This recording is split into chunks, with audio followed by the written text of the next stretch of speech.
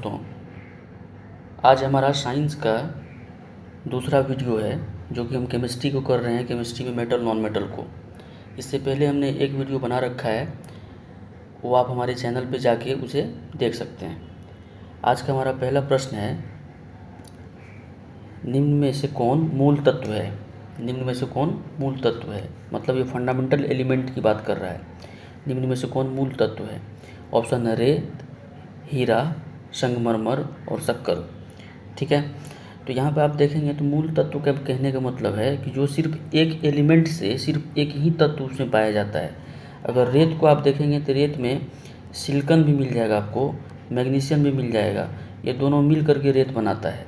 ये मूल तत्व तो होगा नहीं, क्योंकि दो तत्व मिल के बनते हैं इसमें। ठीक है, तो ऑप्शन नंबर ए तो हो गया गलत। ऑप्शन नंबर सी को देखेंगे, संगमरमर जो होता है ये दोस्तों, ये कैल्शियम कार्बोनेट का होता है, CaCO3। ये कैल्शियम कार्बोनेट का होता है, ये नमक है ना, सॉल्ट है। इसका जो बिहेवियर है नमक वाली है।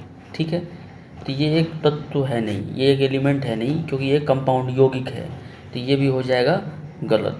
ऑप्शन नंबर डी को देखेंगे दोस्तों, ये शक्कर यानी शुगर की बात कर रहा है, और शुगर का फॉर्मूला होता है दोस्तों C12H22O11। इसमें आप देखेंगे कार्बन भी है, हाइड्रोजन भी है और ऑक्सीजन भी है, और तीनों मिल करके एक तत्व का निर्माण नहीं बल्कि एक यौगिक बना रहा है। इसका मतलब शक्कर भी हो जाएगा हमारा गलत। तो आंसर बनेगा हीरा, क्योंकि हीरा जो है ये बेसिकली किससे बना हुआ होता है दोस्तों, कार्बन से बना होता है। हीरा जो है वो कार्बन से बना होता है।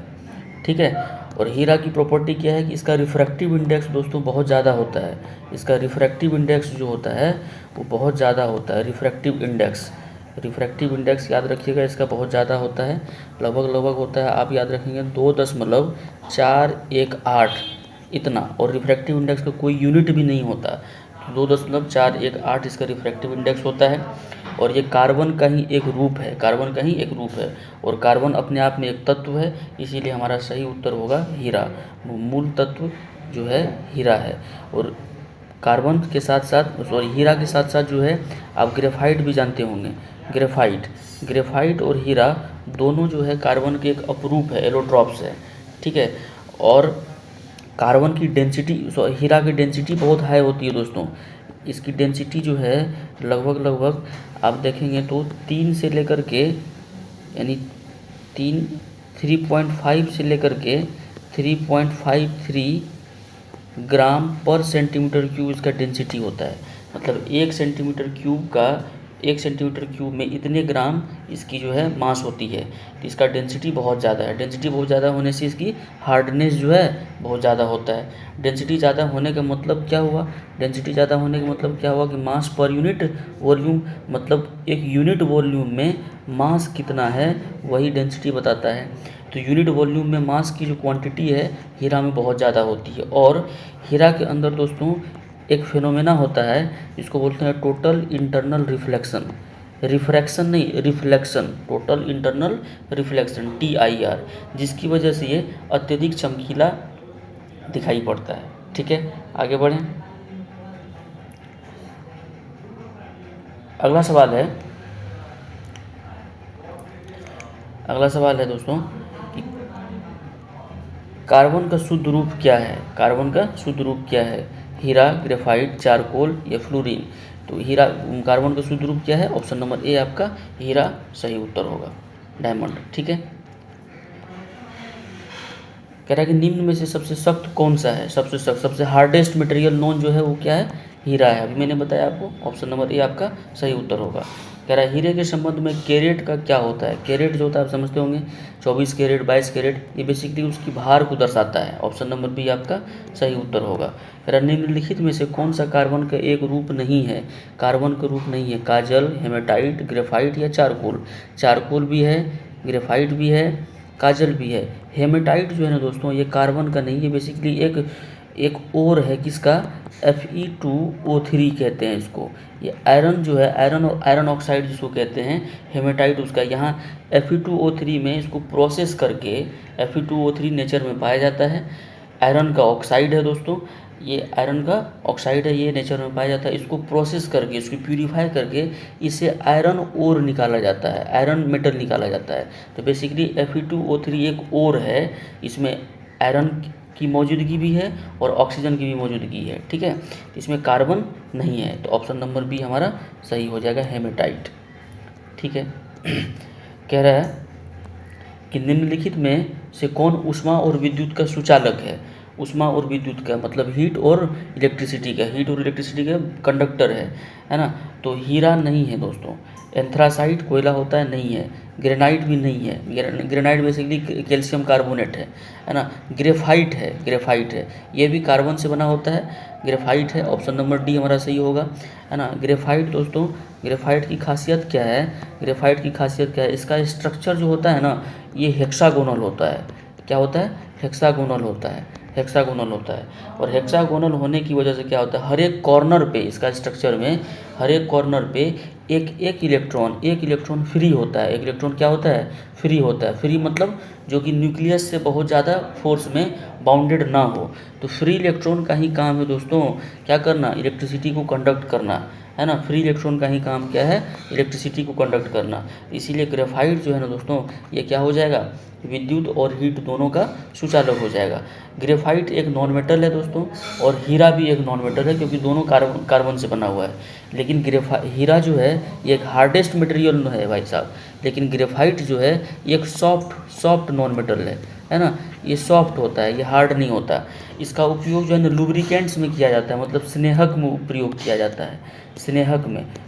और स्नेहक का यूज क्या है, तो फ्रिक्शन को कम करने के लिए, है ना। फ्रिक्शन को कम, यानी फ्रिक्शनल फोर्स को कम करने के लिए स्नेहक का प्रयोग किया जाता है। जैसे आप देखे होंगे कि साइकिल वगैरह में तेल दिया जाता है चेन में या बियरिंग के तरफ, है ना। वो क्यों देते हैं, क्योंकि बेसिकली स्नेहक का काम करने के लिए देते हैं, ताकि फ्रिक्शन कम हो सके, है ना। फ्रिक्शन कम हो सके, फ्रिक्शन कम होने से मेटल का जो लॉस होता है वो कम होता है।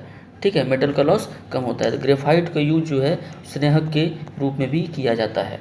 ठीक है, आगे बढ़ें। कह रहा है निम्नलिखित में से किसको पेंसिलों में प्रयुक्त किया जाता है। पेंसिल आप जानते हैं ग्रेफाइट में, ऑप्शन नंबर सी आपका करेक्ट आंसर होगा। ठीक है, कह रहा है कि शुष्क सेल यानी ड्राई सेल, जिसको पेंसिल सेल कहते हैं, बेसिकली धनात्मक क्षण होती है। देखिए शुष्क सेल का क्या यूज है ये समझिए।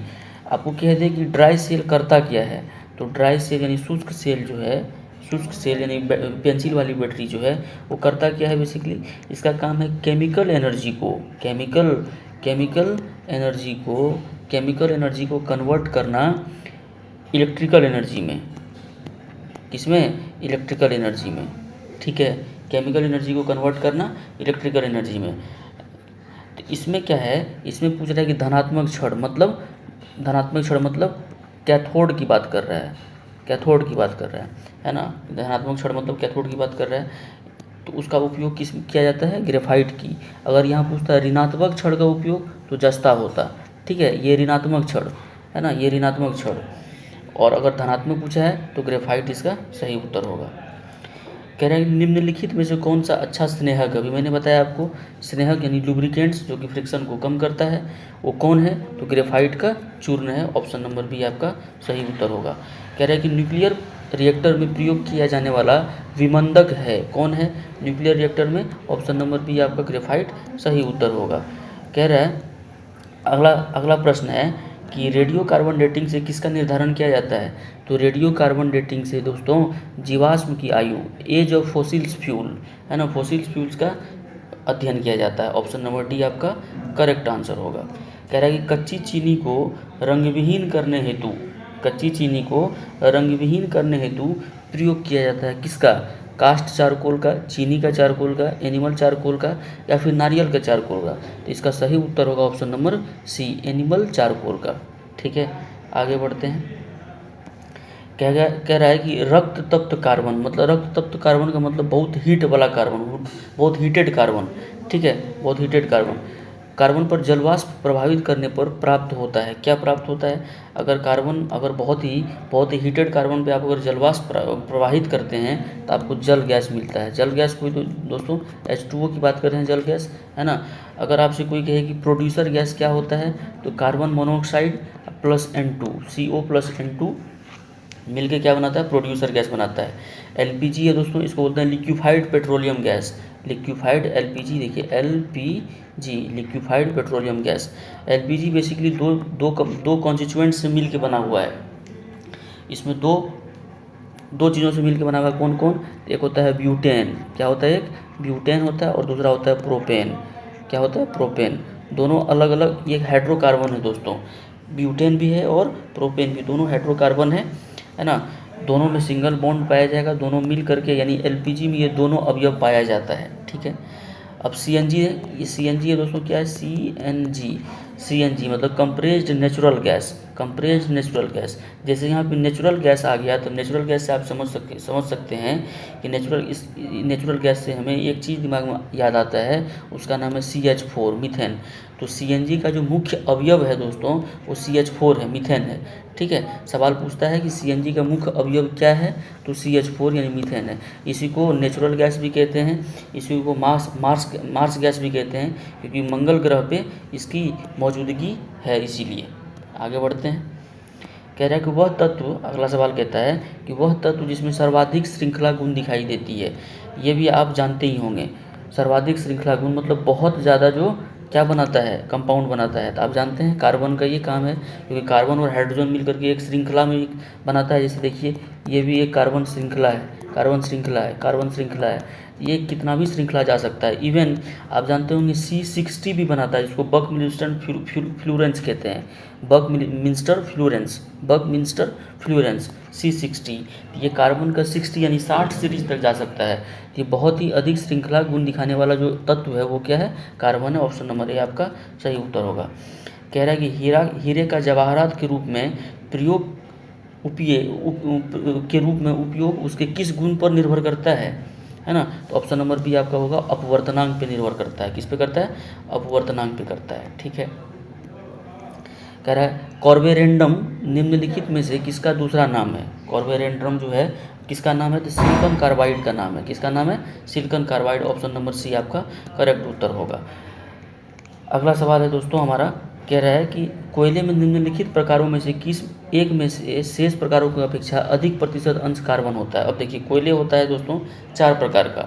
कौन कौन, एंथ्रासाइट, ब्यूटिमिनस, लिग्नाइट और पीट। ये चारों प्रकार जो दिख रहा है ना दोस्तों, ये चारों प्रकार है किसका, कोयले का, ठीक है। तो ये चारों प्रकार में जो सबसे अच्छा कोयला होगा, उसमें कार्बन की जो प्रतिशत है वो सबसे ज़्यादा होगा। यानी जिसमें कार्बन परसेंटेज सबसे ज़्यादा वो कोयला सबसे अच्छा, और जिसमें कार्बन परसेंटेज सबसे कम वो कोयला सबसे खराब। अब अच्छा कोयला का क्या इंडिकेशन है, तो अच्छा कोयला हीट प्रोड्यूस ज़्यादा करेगा, धुआं कम देगा। लेकिन ख़राब कोयला क्या करेगा दोस्तों, धुआं ज़्यादा देगा और हीट यानी टेम्परेचर जो है वो कम देगा। ख़राब कोयले से वातावरण को ज़्यादा नुकसान होता है, अच्छे कोयले से क्या होते हैं, हमें एनर्जी बहुत ज़्यादा मिलती है और पोल्यूशन कम होता है। तो ये चारों प्रकार के कोयले में सबसे ज़्यादा परसेंट ऑफ कार्बन जो है वो एंथ्रासाइड में होता है। किस में होता है दोस्तों, एंथ्रासाइड में होता है। इसीलिए सबसे अच्छे किस्म की कोयला जो होता है वो एंथ्रासाइड है। अगर पूछे सबसे खराब किस्म की कौन होगा, तो पीट होगा, सबसे खराब पीट होगा, और सबसे अच्छा कौन होगा, एंथ्रासाइड होगा। तो इस सवाल में कह रहा है कि अधिक प्रतिशत अंक कार्बन का होता है, तो ऑप्शन नंबर डी आपका सही उत्तर हो जाएगा, ठीक है। फिर अगला प्रश्न है हमारा कि निम्नलिखित में से किसको भूरा कोयला कहा जाता है। दोस्तों लिग्नाइट को भूरा कोयला कहते हैं, लिग्नाइट को भूरा कोयला कहते हैं। ऑप्शन नंबर डी आपका सही उत्तर होगा। कह रहा है मुलायम कोयला के नाम से जाना जाता है। मुलायम कोयला किसको कहते हैं दोस्तों, ब्यूटिमिनस को कहते हैं। आप याद रखिएगा, क्या याद रखिएगा, 4 प्रकार के कोयला होते हैं, 4 प्रकार के कोयला होते हैं, ठीक है। एंथ्रासाइट, ठीक है, ब्यूटिमिनस, लिग्नाइट, ठीक है, और एक होता है पीट। एंथ्रासाइट सबसे अच्छा कोयला होता है, ठीक है। सबसे मुलायम कोयला कौन होता है दोस्तों, मुलायम कोयला होता है ब्यूटिमिनस होता है, ठीक है। लिग्नाइट क्या होता है, भूरा कोयला होता है, और सबसे खराब कोयला कौन होता है, पीट होता है, ठीक है। आगे बढ़ें। कह रहा है कि कोयला कोयला निर्माण की प्रारंभिक अवस्था है। प्रारंभिक अवस्था जब कोयला निर्माण हो रहा था तो इनिशियल फेज में जो स्टेट था कोयला का वो क्या है, तो पीट है, जो कि सबसे ख़राब कोयला है। ख़राब कोयला क्यों? क्योंकि कार्बन परसेंटेज इसमें बहुत कम होता है। हीट से ज़्यादा ये धुआं यानी पोल्यूशन जो है प्रोड्यूस करता है। ठीक है दोस्तों, आगे बढ़ते हैं।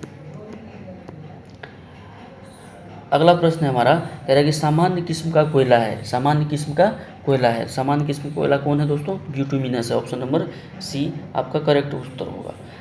कह रहा है उच्च कोटि का कोयला है। उच्च कोटि का कोयला मैंने बताया अभी, जिसमें कार्बन परसेंट ज़्यादा होगा, एंथ्रासाइट। ऑप्शन नंबर सी। कह रहा है कि निम्नलिखित में से कौन सी किस्म कोयले की किस्म नहीं है? देखिए, बिटुमिनी जो है कोयला है, लिग्नाइट जो है ये भी कोयला है, पीट जो है ये भी कोयला है। डोलोमाइट जो है ना दोस्तों, ये एक ओर है, अयस्क है। ये एक अयस्क है ना, इसको ओर कहते हैं अंग्रेजी में, अयस्क है। किसका अयस्क है दोस्तों? ये तो मैग्नीशियम का है। किसका है? मैग्नीशियम का अयस्क है। मैग्नीशियम का अयस्क है डोलोमाइट। तो करेक्ट आंसर जो है हमारा ऑप्शन नंबर डी हो जाएगा। एक वो और बात याद रखिएगा दोस्तों, मैग्नीशियम जो है ना, मैग्नीशियम गर्म पानी से रिएक्ट करता है। ये रिएक्ट जब भी पानी से करेगा तो ये H2O को कैसा होना पड़ेगा? हॉट वाटर होना पड़ेगा। H2O को कैसा होना पड़ेगा? हॉट होना पड़ेगा। ठीक है, ये ठंडे पानी से रिएक्ट नहीं करता। ठीक है, कह रहा है कि निम्नलिखित में से कौन वायु प्रदूषक सर्वाधिक हानिकारक है? सर्वाधिक हानिकारक क्या है? Carbon monoxide. इसका फॉर्मूला क्या होता है दोस्तों? CO। ओजोन जानते हैं, ओजोन O3 होता है। ओजोन क्या होता है? ओजोन। और हाइड्रोजन सल्फाइड क्या होता है दोस्तों? ये H2S होता है, हाइड्रोजन सल्फाइड। ये H2S जो है एक एसिडिक बिहेवियर का होता है, अम्लीय होता है ये हाइड्रोजन सल्फाइड। ठीक है, आगे बढ़ते हैं दोस्तों। और एक बात और बता दूं आपको कि ये कार्बन मोनोऑक्साइड जो है ना दोस्तों, इसको हीमोग्लोबिन से कंबाइन बहुत अत्यधिक फास्ट करता है, रैपिड करता है। यानी हीमोग्लोबिन जो हमारे ब्लड में है ना, ये हीमोग्लोबिन जो है हमारे ब्लड में, इसमें कार्बन मोनोऑक्साइड का जो रिएक्शन है बहुत रैपिड होता है, मतलब ये घुल जाता है बहुत ज़्यादा। ठीक है, और ये हमारे लिए हानिकारक भी है, इसीलिए ये खतरनाक माना जाता है। ये स्वास्थ्य के लिए भी हानिकारक है और पोल्यूशन तो ये देता ही है। आगे कहते हैं कि वाहनों से निकलने वाली प्रदूषित गैस मुख्यतः है। वाहनों से जो निकलती है दोस्तों वो क्या है? वो कार्बन मोनोऑक्साइड CO है। ठीक है, कह रहा है कि निम्नलिखित में से कौन सी गैस वायु को सबसे अधिक प्रदूषित करता है? वायु को सबसे अधिक प्रदूषित कौन करता है दोस्तों? Carbon monoxide. Option number B आपका करेक्ट उत्तर होगा। कह रहे हैं कि कार्बन मोनोऑक्साइड विषाक्तता निम्नलिखित में से किसको मुख्यतः प्रभावित करता है?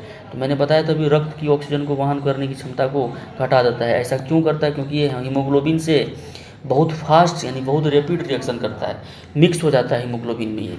ठीक है, डिजॉल्व हो जाता है कौन? Carbon monoxide. और ऑक्सीजन को लेके जाने में क्या करता है? उसको रुकावट पैदा करता है। कह रहा है कि नीली ज्वाला यानी ब्लू फ्लेम के साथ जलने वाली गैस कौन है दोस्तों? कार्बन मोनोऑक्साइड ही है। कार्बन मोनोऑक्साइड ही है जो कि ब्लू फ्लेम के साथ जलती है। आगे देखिए क्या कहता है। आगे अगला प्रश्न है दोस्तों कि निम्नलिखित में से कौन सा वायु प्रदूषक ऑक्सीजन की अपेक्षा अधिक शीघ्रता से रक्त की हीमोग्लोबिन में घुल जाता है? अभी मैंने बताया कि ऑक्सीजन की तुलना में अधिक जल्दी से कौन घुल जाता है भाई साहब हीमोग्लोबिन में? Carbon monoxide. और कार्बन मोनोऑक्साइड क्या हमारे लिए सही गैस है क्या? नहीं, एकदम बिल्कुल नहीं है। ये हमारी रेस्पिरेशन सिस्टम को, हमारे रेस्पिरेटरी सिस्टम जो है, श्वसन तंत्र को बर्बाद कर देता है दोस्तों। कह रहा है कि वातावरण की जो वायु है उसमें कार्बन डाइऑक्साइड की मात्रा पूछ रहा है। कंफ्यूज ना कीजिएगा दोस्तों, यहाँ पे 0.003% है, ये नहीं होगा। 0.03% ऑप्शन नंबर बी आपका सही होगा। कह रहा है कि निम्नलिखित गैसों में से कौन सी प्रकाश संश्लेषण क्रिया के लिए आवश्यक है? देखिए, प्रकाश संश्लेषण क्या है? एक प्रोसेस है जिसमें कि हरे ग्रीन प्लांट जो है खाना स्वयं बनाती है। किससे? तो सनलाइट से। किससे? सनलाइट से बनाती है। लेकिन इसमें किसकी मदद से बनाती है दोस्तों? तो क्लोरोफिल की मदद से बनाती है। क्लोरोफिल एक ग्रीन परत है दोस्तों, जो कि हरे प्लांट में पाया जाता है। क्लोरोफिल की मदद में प्रेजेंस क्या क्या होना चाहिए? तो H2O और carbon dioxide, H2O plus carbon dioxide की हेल्प से, H2O in the presence of H2O और carbon dioxide with the help of chlorophyll, है ना, प्रकाश संश्लेषण करता है सनलाइट से। कौन? ग्रीन प्लांट, है ना। तो आप देखिए यहाँ पे कार्बन मोनोऑक्साइड चाहिएगा? नहीं चाहिए। नाइट्रोजन चाहिएगा? नहीं चाहिए। और जब प्रकाश संश्लेषण हो जाता है ना दोस्तों, तो एंड प्रोडक्ट में वो अपना शुगर बनाता है ना, और खाना बनाया और रिलीज करता है क्या, ऑक्सीजन।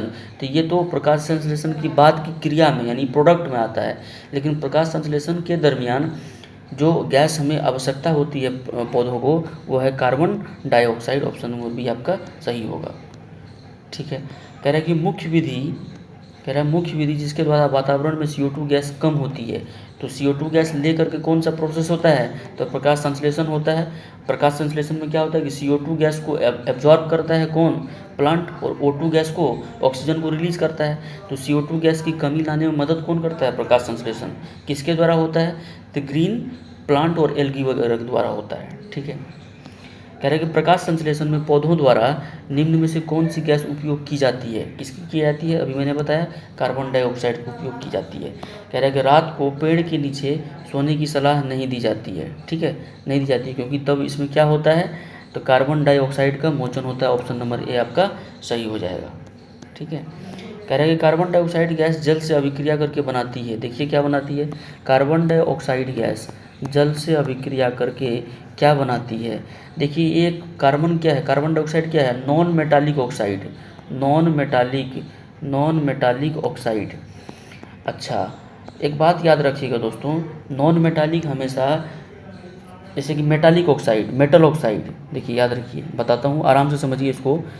मेटल ऑक्साइड और non metal oxide, metal oxide और non metal oxide. Metal oxide जो होता है ना दोस्तों, ये क्षारीय होता है। क्या होता है, क्षारीय होता है। और नॉन मेटल ऑक्साइड जो होता है ना दोस्तों, ये अम्लीय होता है। क्या होता है, अम्लीय होता है। तो आप याद रखिएगा कि जब भी नॉन मेटल का जिक्र हो और नॉन मेटल में ऑक्साइड लगा हो, तो वहाँ पे कहीं ना कहीं वो अम्लीय की बात कर रहा होगा, यानी एसिड बनाएगा। वो क्या बनाएगा, एसिड बनाएगा। अब यहाँ पे सब एसिड के बारे में दे रखा है, इसका मतलब हमें एसिड समझना होगा। अब देखिए CO2 को जब H2O से आप रिएक्ट कराएंगे CO2 को, तो क्या बनाएगा, HCO3। क्या बनाएगा, H2CO3। ठीक है, और इसको बोलते हैं कार्बोनिक एसिड। क्या बोलते हैं इसको, कार्बोनिक एसिड बोलते हैं। ठीक है, ऑप्शन नंबर बी जो है आपका करेक्ट आंसर होगा। कह रहा है आग बुझाने के लिए प्रयुक्त गैस कौन सा गैस होता है, तो कार्बन डाइऑक्साइड होता है आग बुझाने के लिए। ऑप्शन नंबर सी आपको करेक्ट उत्तर होगा। कह रहा है किसकी उपस्थिति के कारण चूने का पानी मतलब कैल्शियम हाइड्रोक्साइड, CaOH का हॉल्ट वाइज, इसको स्लैग्ड लाइम भी कहते हैं। देखिए दोस्तों, अगर सिर्फ चूना दो तो कैल्शियम ऑक्साइड। कह रहा है चूने की पानी, इसका मतलब इसमें H2O रिएक्ट कर गया और बनाएगा क्या, ये CaOH का हॉल्ट वाइज कैल्शियम हाइड्रोक्साइड। कह रहा है कि चूने की पानी को दूधिया यानी मिल्की कर देता है। तो ये कार्बन डाइऑक्साइड की एक प्रॉपर्टी है कि कैल्शियम हाइड्रोक्साइड को ये क्या करता है, दूधिया यानी मिल्की कलर में टर्न कर देता है। कार्बन डाइऑक्साइड ये आपका सही उत्तर होगा। आपको ऐसे ही महत्वपूर्ण वीडियो हमेशा मिलने वाली है, साइंस की, ज्योग्राफी की, सिविक्स की, पॉलिटी की, जीके जीएस, जितने भी मैथ्स की, हर एक सेट में कराता रहता हूं दोस्तों। आपको अगर वीडियो पसंद आ रहा हो, चैनल को सब्सक्राइब ज़रूर करें, लाइक करें, और आप नेक्स्ट वीडियो क्या चाहते हैं, किस पे चाहते हैं, वो हमें कमेंट बॉक्स पे ज़रूर बताएं। वीडियो देखने के लिए बहुत बहुत धन्यवाद।